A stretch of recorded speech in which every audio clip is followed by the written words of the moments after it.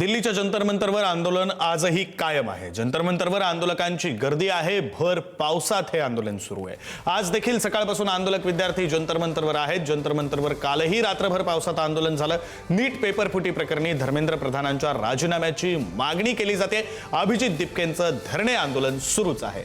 रुग्णालयात सोनम वांगचुक यांचंही उपोषण सुरू आहे। काल उद्धव ठाकरेंनी दिल्लीत आंदोलकांची भेट घेतली। आज आणखी राजकीय नेत्यांच्या भेटी होण्याची शक्यता आहे।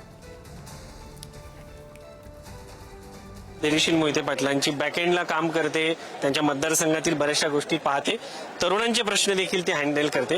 ह्या तरुणांचे प्रश्न पाहिल्यानंतर काय वाटतं? जी ट्रीटमेंट यूथला त्यांच्या मागण्यांसाठी मिळत आहे ती खूप चुकीची आहे आणि ते बघून खरंच वाईट वाटतं।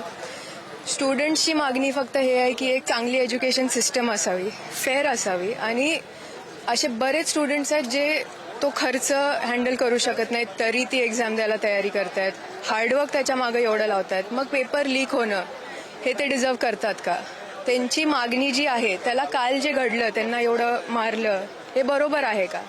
हे सगळं कुठंतरी सरकारने विचार केला पाहिजे। आणि मला एक गोष्ट सांगायची आहे की फक्त माझे वडील खासदार आहेत आणि ते इथं ऑपोजिशन म्हणून भेटायला आलेत म्हणून मी त्यांच्यासोबत आलेली नाही आहे।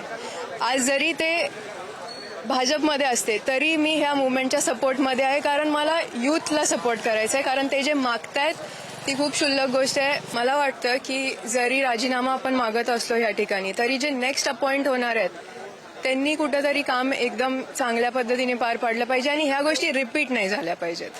म्हणजे यूथला तोच त्रास परत जर करावा लागत असणार तर आपण आत्ता राजीनामा मागून काही उपयोग नाही।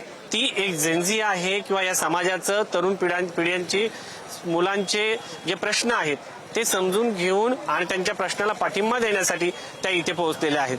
व्हिडिओ जर्नलिस्ट सुरेश शिवाजी काळे, पुढारी न्यूज, दिल्ली।